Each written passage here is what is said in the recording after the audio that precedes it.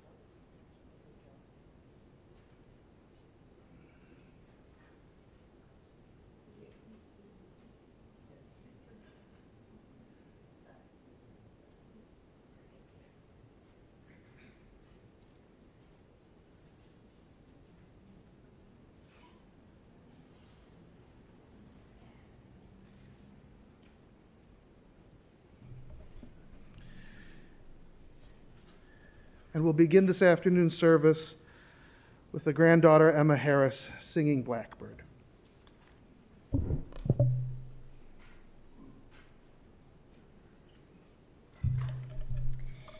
You'll hear my family speak about all the ways our Mimi impacted our lives. Mimi and I shared a love of music, and she was my biggest supporter when it came to the arts. Whether it was through sharing stories about the choir at the Mather, my singing group, or just talking about favorite new songs, my love for music and our relationship was strengthened. So I thought the most appropriate way to honor her and our relationship was to share one last song.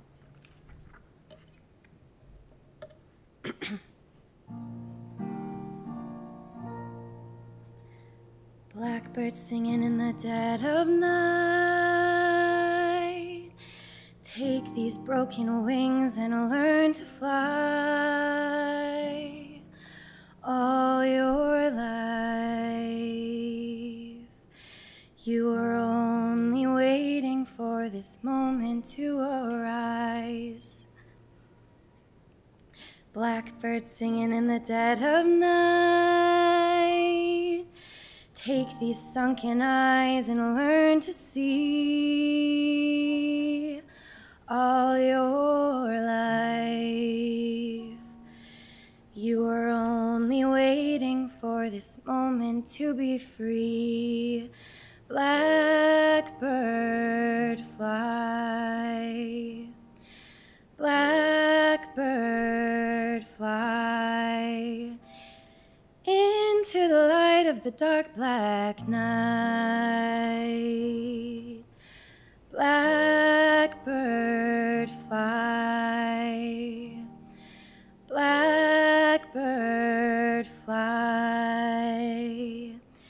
Into the light of a dark black night.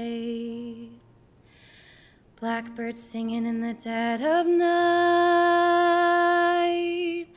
Take these broken wings and learn to fly. All your life, you were only waiting for this moment to arise. You were only waiting for this moment to arise. You were only waiting for this moment to arise. Thank you.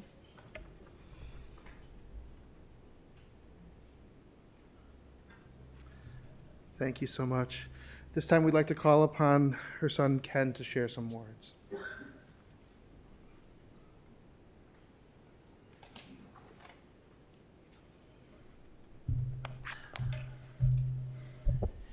So, when Ronnie and I asked my mom what she wanted when we gathered here today, she showed the kind of consistency that we're really all accustomed to. She said, I won't be there. The service is for all of you. But I do want to talk about the Shiva. Like everything else, she approached the thought of today with a perspective that was both empathetic to our needs and focused on our celebrations. Looking around the room, seeing the dear friends and family who joined together to remember our mother today, here and watching on the internet, you can see and sense the breadth of the people that she touched. I labored about what I could say that would honor my mother's life and what might bring back the vibrant memories that we could talk about. She was infinitely curious and deeply interested in the people she shared her life with, and had the natural ability to create relationships with all of us that were unique and individual as we were. But as different as each of these were, there was a consistent thread through them all. Whether we were her child, grandchild, sibling, niece, nephew, friend, or her life partner, she was an energetic safe haven who, without exception, treated us like we were adults. We always knew that if we needed a safe space, emotional, physical, for an afternoon, or in some cases longer, we were always welcome.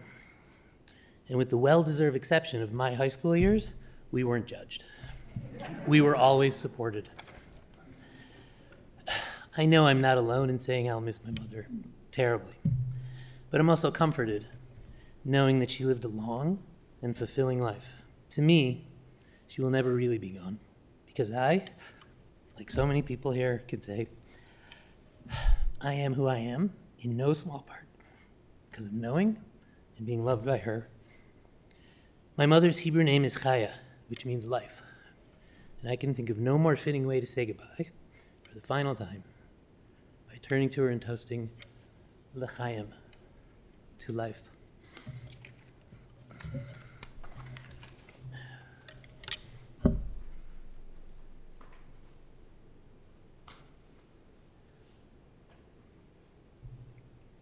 Thank you. We'd like to call upon Keith, Emma, and Lizzie, some of the grandchildren, to share some thoughts.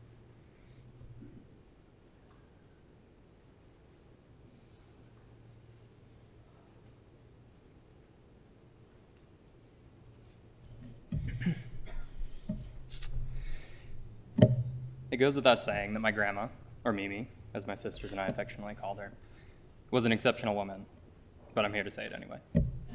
She was loving, kind, intelligent, both emotionally and academically, and had an awesome sense of humor.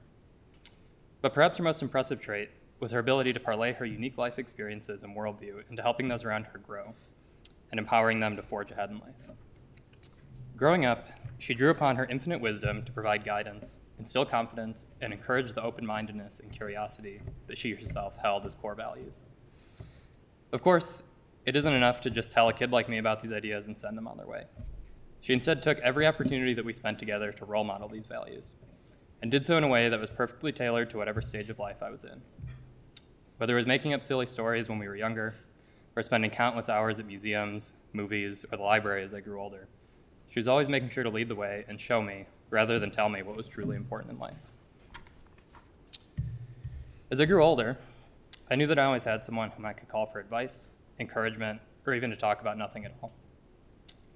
She knew the things I needed to hear, even if it wasn't always what I wanted to hear, and delivered these comments gently, thoughtfully nudging me in the right direction. All the while, she never gave up on her own pursuit of new experiences and new ideas. And even if we weren't able to go experience them together, we still lived vicariously through each other.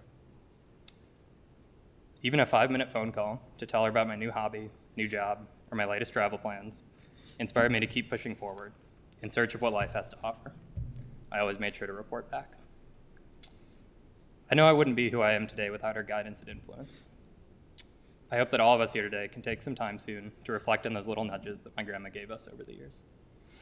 But more importantly, I hope that we can all honor her by continuing to live our lives to the fullest and remembering to be open, honest, curious, and unapologetically ourselves.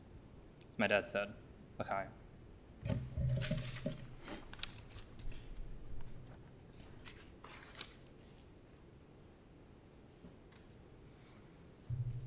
We're going to ask Ken to come back forward, if he would, and share some remarks on behalf of David.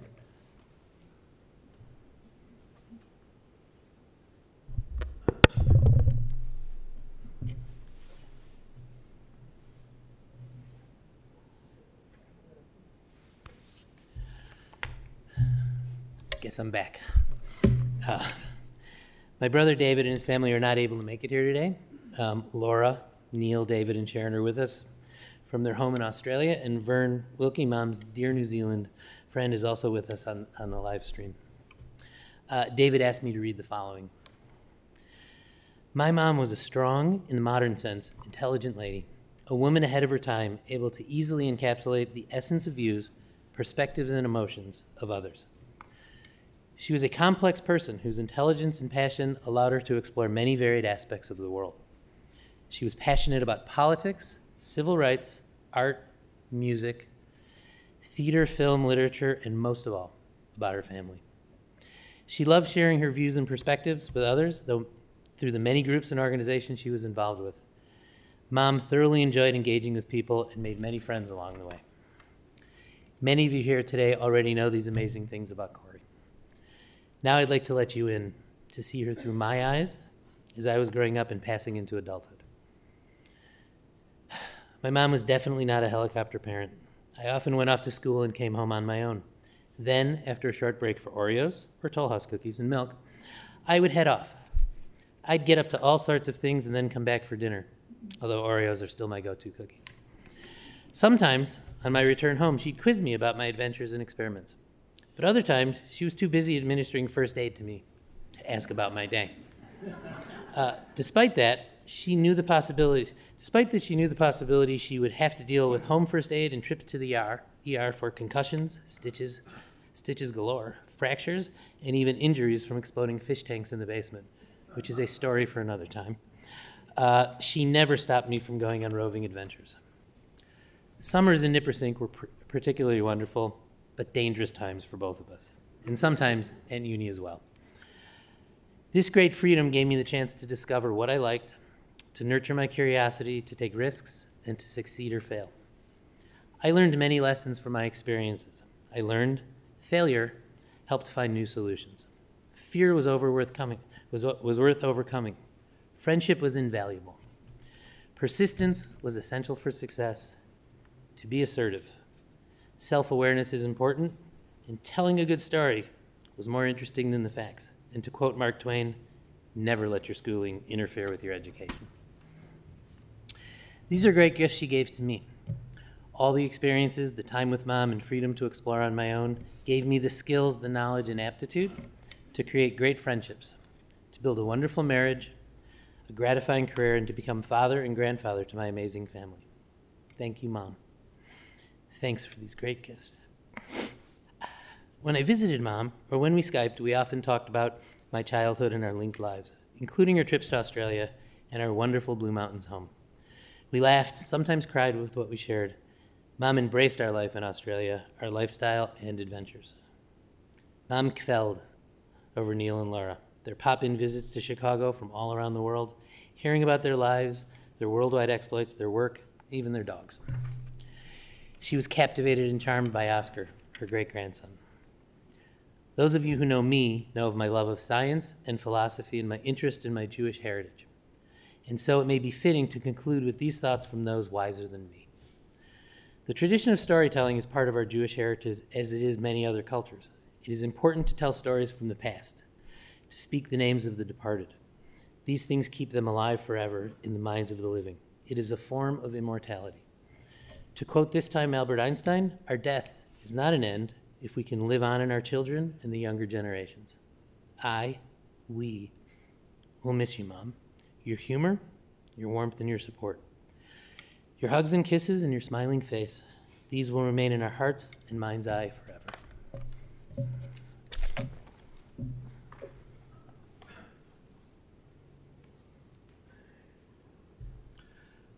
We'll ask Cindy to come forward, please.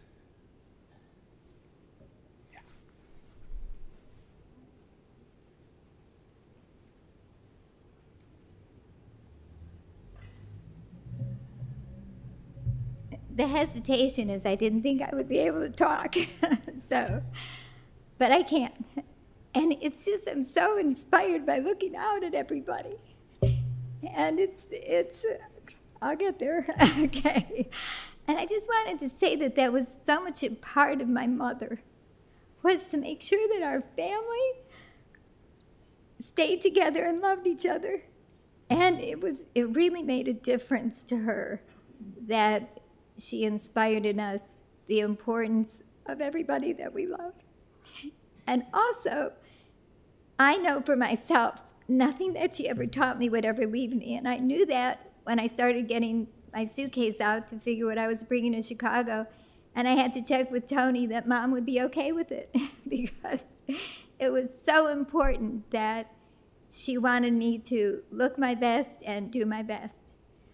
But really, knowing that she was kind of like the glue that put all of us together, and you're all here today.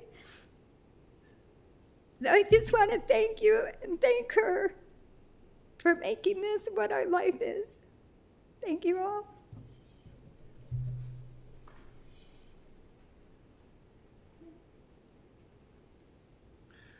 And now we'll ask Ellen, Carol, and Nancy, the nieces, to come forward, please.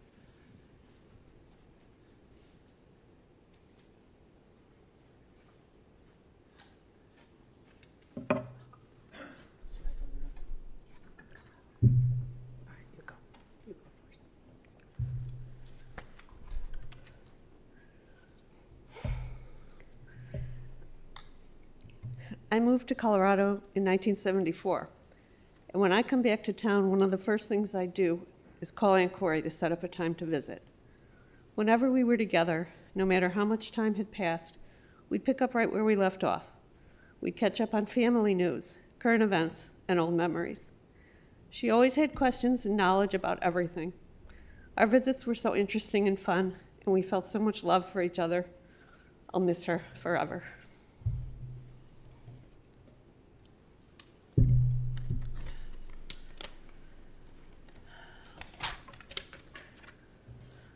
My earliest memories of my Aunt Corey are at our Nippersink house in the country. Specifically, I remember our quiet talks while I sat on the closed toilet seat as she tended to my various wounds from falling onto the gravel roads. Her tender touch and gentle conversation was so soothing. I can still conjure up the warm feeling. To me, that is Aunt Corey in a nutshell. Loving, great company, interesting, and interested. She had the rare gift of making each of us feel like we were her special favorite. I counted her as an important role model, always admiring her strength, intellect, and sense of humor. She was funny. It's hard finding words to express how much I love her.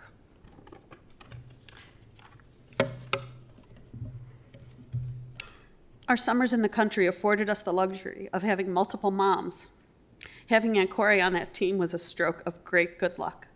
She was so generous and nurturing, and we were closer than close. Loving Aunt Corey was the easiest thing I've ever done. Being loved by her was the luckiest thing. And there's a familiar Maya Angelou poem that you've probably all heard a million times, but it's holding special meaning today. It goes, "I've learned that people will forget what you said, people will forget what you did, but people will never forget how you made them feel." And I think everyone who knows Aunt Corey will never forget how she made us feel.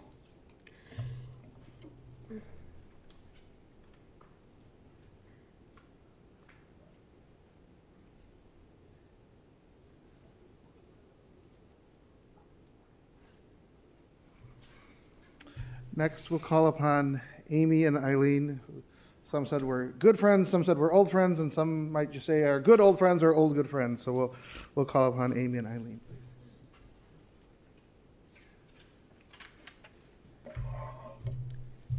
please. This is a big crowd. Does everybody remember when you gave a speech in high school and it was on a 3x5 index card? Not the same as we get older, is it?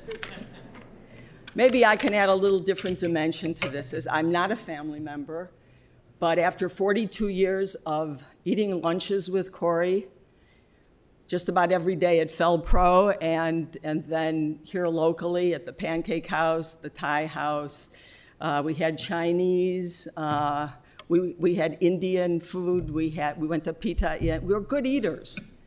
And that's when you get to know people. Some of you have heard the stories, I guess, about Fel Pro and Corey. After she ate a little lunch, she'd pull out 3 or 4 chocolate chips in a baggie. Okay, fine, you know. Last night, Amy and I, another good friend who's going to speak, Amy and I were texting until long into the night about how we've never spoken at a funeral. I'm a crier. So as we texted through the night, I said, I'm going to bed, I'm going to watch TV and read a book. I'll see you at the funeral. I think she had an interesting experience as I did. I did watch a little TV, then I read a book, and then I took out my yellow Post-it notes, and I started writing about what I might say about Corey that you might not hear at a funeral because most of you are family or friends of a different group. So I thought I'd say a few things about what it's like to be Corey's friend for 42 years.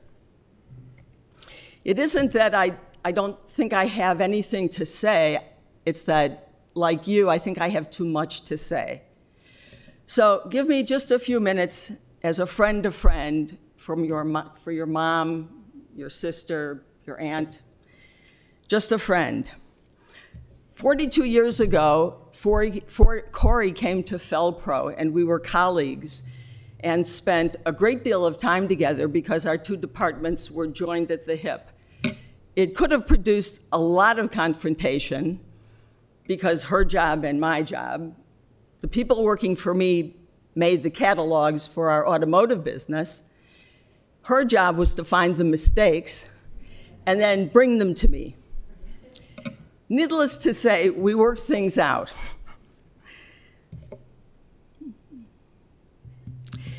There's probably nothing, I should say it positively, there's probably everything I know about her family because that's the kind of friends we were. We talked a lot. And there's probably everything that she knows as well about my family, my children, etc. In knowing Corey, and now being at an age where I'm being very reflective about myself, last night with my little Post-it notes in bed, I was thinking of all the different things that we are in our lives. And maybe some of them you know, and maybe some of them I can remind you of. As a sister, a daughter, she was a student, she was a wife. It's another story. We knew all about that too. Obviously a mother, a librarian. She was an art coordinator at the Fel Pro department. She was a weightlifter in Fel Pro in our fitness center with a big leather belt that said Corey on the back. When she retired, she willed it to someone who didn't retire. Obviously a grandmother. Corey led quality circles as a coordinator.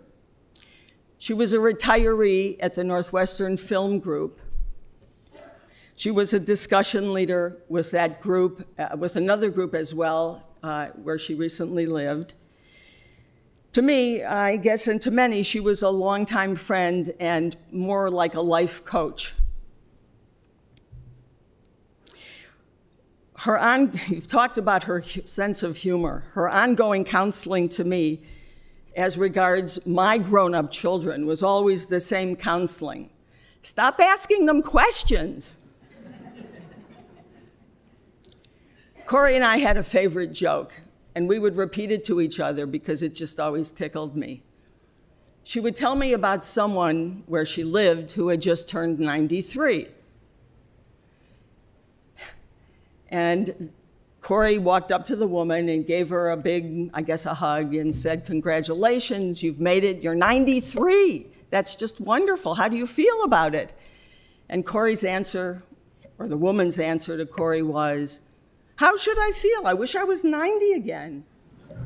The old days, to be 90. Anyway, the last time I did have a real conversation with Corey, which is just a few weeks ago, she said to me, "Thanks for not giving up on me."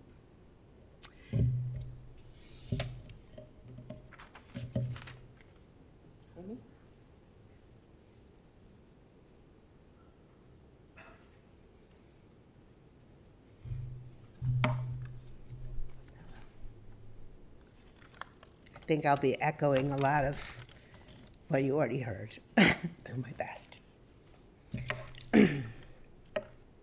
As you know, Corey and Eileen and I worked together at Felpro for many years, starting in the 80s. And we've remained close friends ever since for around 40 years. In fact, I had more years with Corey than I had with my own mother, who died young. Our friendship had all the best elements of a long marriage, without the downsides. We admired each other. We split uncountable tuna salad sandwiches, bowls of vegetable soup, and cups of coffee together, so you'd have to pay for two. We held a passionate admiration for each other that didn't lessen with the years, and we never had to fight about who should clean the kitchen or fold the laundry. I was blessed with getting dependable motherly advice from Corey more times than I can count, as I'm sure many of you did.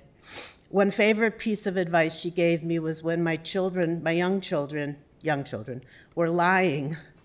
And I asked her, what should I do? They might go to jail. I mean, they're liars.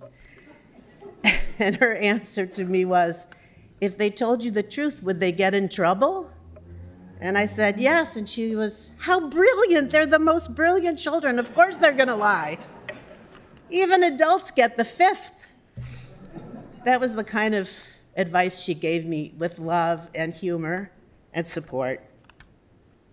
So at Felpro, we were all facilitators, so I thought I would be fitting to take a facilitator's approach to my sharing this morning. So I want to kind of give us all the chance to reflect a little bit about our loving experience with Corey. And I picked 5 words, which you've already heard, that I think describe her very well. And I thought maybe all of us could just reflect on how we experienced these qualities in her when we were so privileged to be with her. So just take a deep breath and get yourself relaxed and think about, we'll give ourselves the gift of reflecting on our loving times with our dear Corey together. First of all, she was generous and loving. I immediately think about the chocolate chip and oatmeal raisin cookies she always had in her freezer or handbag to send home with me whenever I visited her. They were always a little stale, weren't they? But they heated up great. Corey was generous with her time, her love, her caring, her smiles, her advice, her wisdom.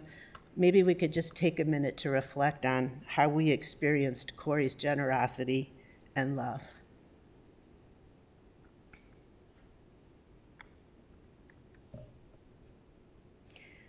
Corey was indefatigable and courageous. She raised 4 children on her own, well, with Lois and the cousins and her sister and the nieces and nephews. She applied for a job at Felpro without any business experience, connected easily with folks from the boardroom to the shop floor. She faced each new health challenge and related loss with gritted teeth, determination to persist and overcome. Maybe we can take a minute to reflect on our experience with Corey's courage and indefatigability.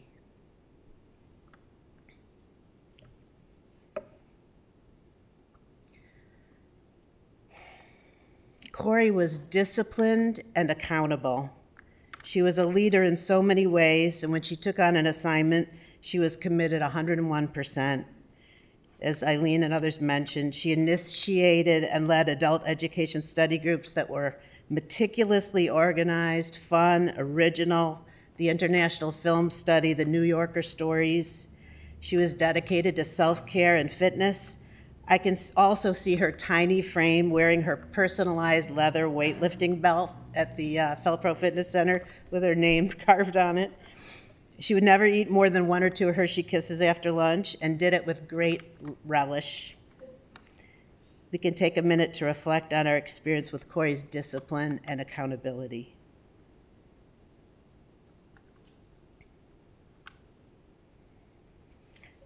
As everyone has already said, she was curious and penetrating.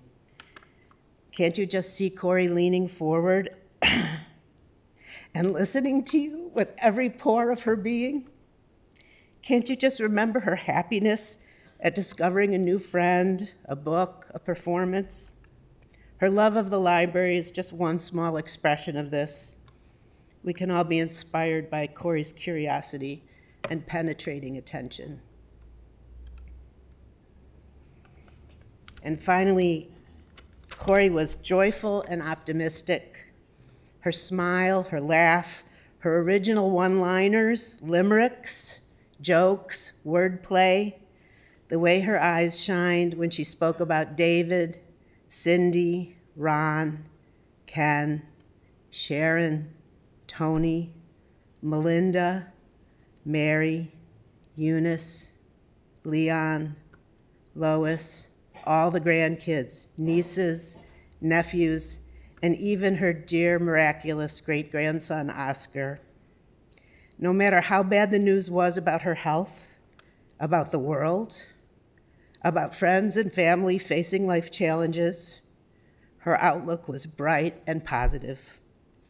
She often told me that the motto she clung to on her fridge was, "This too shall pass." For Corey, tomorrow and today, for that matter, would always be a great day. So let's all be inspired by our experience with Corey's joy and optimism. We're also blessed to know this remarkable, inspirational, one-of-a-kind woman. May her memory be for a blessing.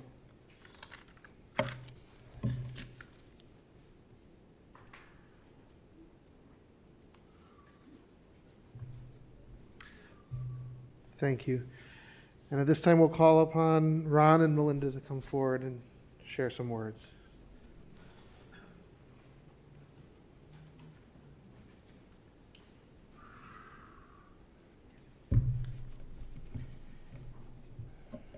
Hello. You guys got the over and under on how many sentences I'm going to be able to get out? I just love your mom. I'm crazy about Corey. She's the best. These are the responses I'd get every time I encountered anyone who knew her.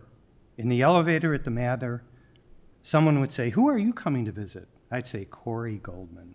And the compliments would fly. At the front desk, the maintenance man, the food servers, the produce guy at the Jewel. With Mom, it was always about love. She said to me she loved having kids and being around her extended family and friends. She was so much fun to be with. She loved music. She was a great singer and dancer. When we were growing up, there was always a record on the record player, the musicals of the time. The King and I, Gigi, The Sound of Music. She sang along to every song. In the car, she always had on WLS with Larry Lujak, singing to the top 40 hits. She asked me one time, "Did you hear the lyrics to Elton John's new song, Benny and the Jets?" I said, "Yeah." She said, "I was a little surprised. It certainly sounds like he's saying electric boobs." I had to tell her it was electric boots. At the Mather, she kept track of her friends' birthdays and came up with a birthday jingle which she sang to them at breakfast. Mom was about love. She was so accepting of other people. She viewed everyone as equal, always looking for the good in people. And I think people really felt that. She was a unique and extraordinary woman.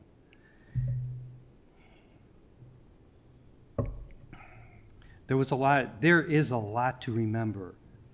But what I remember most is how often she touched me here. And I know a lot of you feel the same way.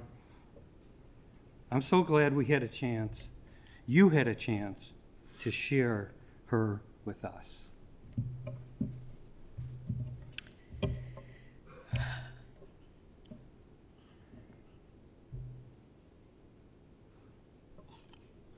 I'm not going to be as fortunate to not cry. So Ron was the greatest thing that happened to me. At least that's what I thought until I met Corey. Sorry, sweetheart. Let's just say she was the icing on the cake, and I love icing. So I may cry when I say this because of how much Corey meant to me, how much she added to my life, and how much I'll miss her.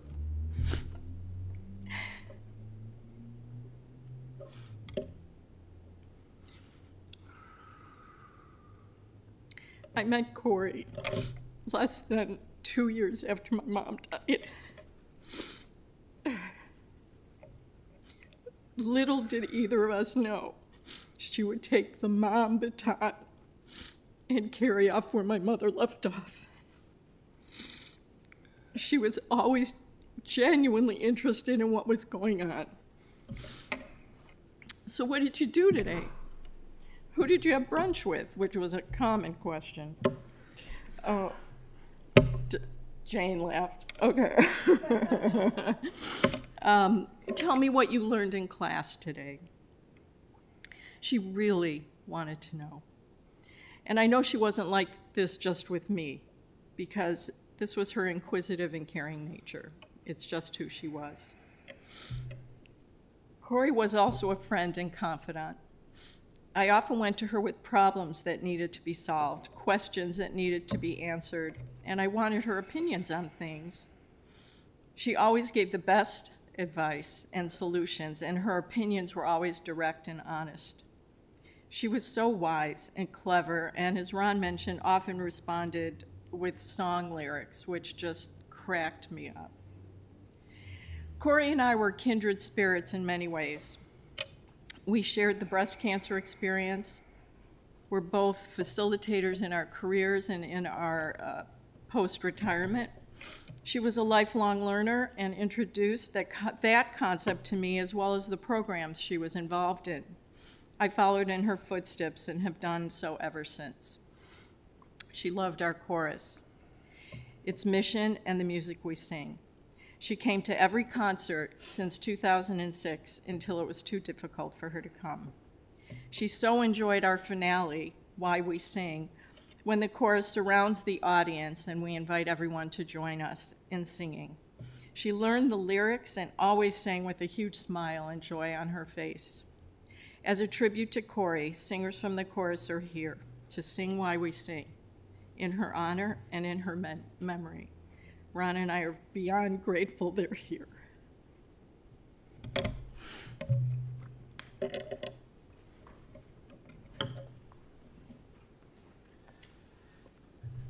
And at this time, we do call upon the members of the Sing to Live Community Chorus to join us right over this way and to lead us in song and raise our voices high.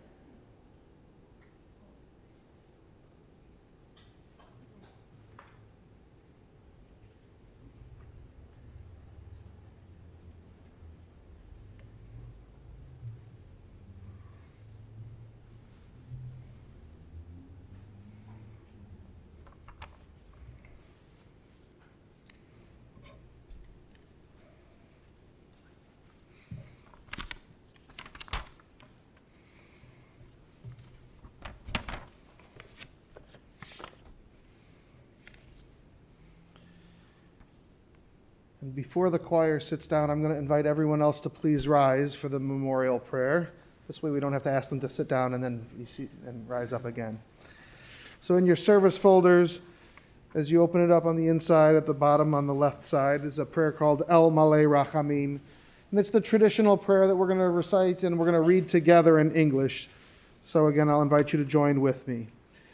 O God, full of compassion, thou who dwellest on high, grant perfect rest beneath the sheltering wings of thy presence, among the holy and pure, who shine as the brightness of the firmament, unto the soul of Corinne Rose Goldman, who has gone unto eternity. Lord of mercy, bring her under the cover of thy wings, and let her soul be bound up in the bond of eternal life. Be God's possession, and may her repose be peace. Amen. You may be seated.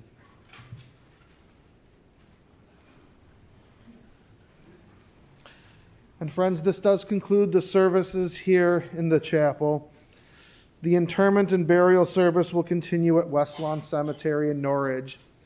For those of you traveling with us to the cemetery and the funeral procession, please do keep the following safety precautions in mind. Please make sure that your bright headlights and your four-way hazard flashers are on. Please be sure to obtain an orange funeral safety sticker for your windshield, and we will be providing several of the cars throughout the procession with a magnetic orange flag to be placed on top of your car. Please do travel as close as safety permits to the car in front of you to avoid any gaps in the procession. And as you're making your way to the cemetery in the procession, please, I would avoid speaking or texting while driving to the procession. Travel as close as safety permits, and as we go through the various intersections, if the car in front of you goes through the intersection, even if the traffic signal changes colors, please feel free to use your horn liberally and do everything that you can to safely continue on and follow the car in front of you.